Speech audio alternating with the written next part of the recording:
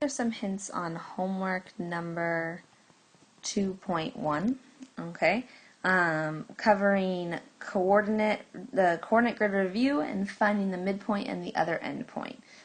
So hopefully number 1 was okay. I want to give you some hints on number 2. So it says, given the triangle below, answering the following questions. So I'm actually going to go through finding the midpoint of SM. I'm going to go through letter B, and then hopefully that helps you with A, and this should say C, sorry, on your own, okay? So B says finding the midpoint of SM. And now we have a formula, or we could use the table, but I think if there's a graph, the quickest method is just to count, right? So however, this line SM is not up or down or left and right, it is diagonal, which means I need to count in a different, more unique way, right? I'm going to count from one endpoint to the other endpoint, S to M, and I'm going to count vertically first and then horizontally after. So when I count vertically, that means I went down 1, 2, 3, 4, 5, and then I think I'm level, right, with point M. So I went down 5. And then I went right, let's find out, 1, 2, 3, 4, 5, 6, 7, 8. So that's a positive 8 that I went to the right. Take those two values, that was from an endpoint to the other endpoint. Well, to get to the midpoint, I'm only going to go halfway. So negative 5 divided by 2, that's negative 2.5. 8 divided by 2, that's 4. Which means when I'm finding the midpoint, instead of going down 5, I'm going to go down 2.5, and instead of going right 8, I'm going to go right 4. So down 1, 2.5, and then right 4. 1, 2, 3, 4, and look at that. I landed right on that line SM, and the midpoint should lie on that. So the coordinates of this midpoint look like they are going to be 5, 1/2, or 0.5. Okay? Let's look at another problem, right? Hopefully you can try A and C on your own now. So I'm going to go through 4 and 5 because that's one type of each problem that we learned today in class. So let's look at number 4 first. It says, given the points X and Y, calculate the midpoint of XY. So notice I'm looking for the midpoint, which means they gave me 2 endpoints. And now there's 2 methods that we can do. I'll do both of them for you depending on which way you did, okay? The first method that we went over, besides the graph, was using a table, okay? And the second method that we learned was using the formula. Either of these should work there, but let's do the table first. So when I make the table, I have my X's and I have my Y's, and we always had that box in the middle, and that box represented where my midpoint was going to be. I'm going to put my 2 endpoints above and below, so negative 12, 0, and 23, negative 7. Those are my endpoints, and we're basically going to do the same thing, right, as we did on the graphs above. I'm going to find the distance between my 2 x values, which would be, well, from a negative 12 to a 23, I think you actually have to add 35. Check my math on that. Negative 12 plus 35, that gets you a 23, okay? That's from the endpoint to endpoint. I need to cut that in half.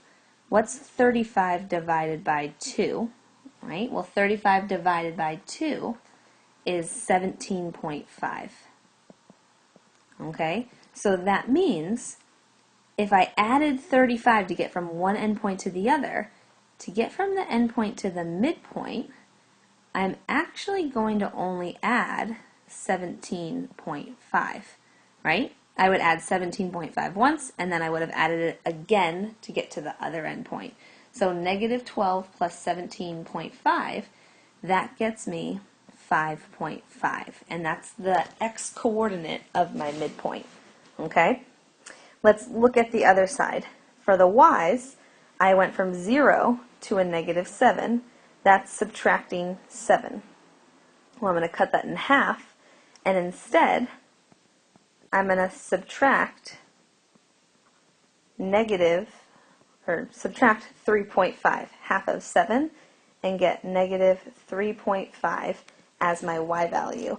So the midpoint that I should get would be 5.5, comma, negative 3.5. And there's my answer.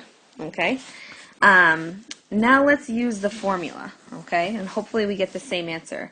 So I'm going to write the formula down here in the bottom, all right? So the formula for the midpoint was x1 plus y1, x1 plus x2 over 2, and y1 plus y2 over 2.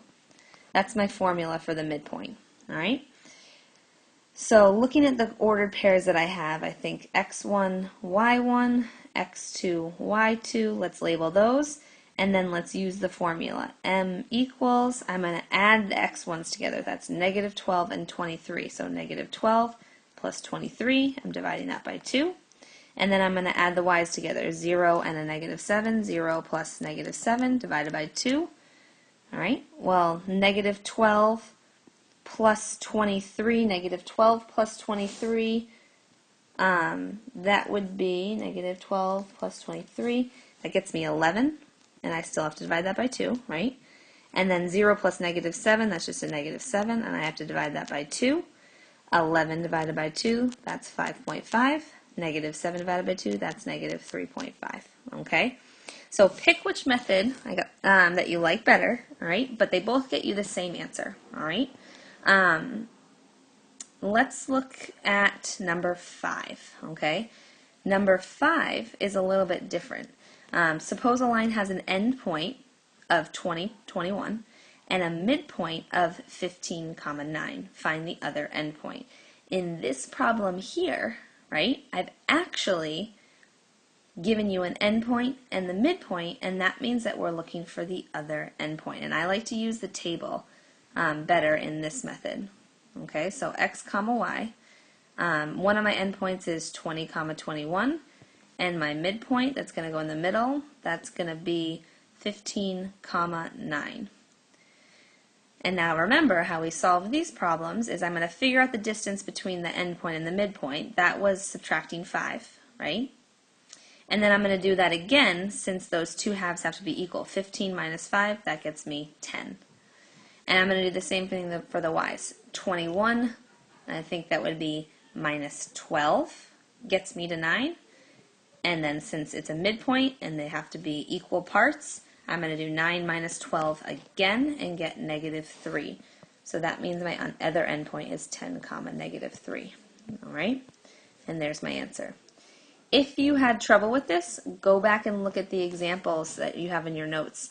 The first one is in topic number 2, and the second one is in topic number 3. Okay? And good luck on the rest of your homework. Have a good night.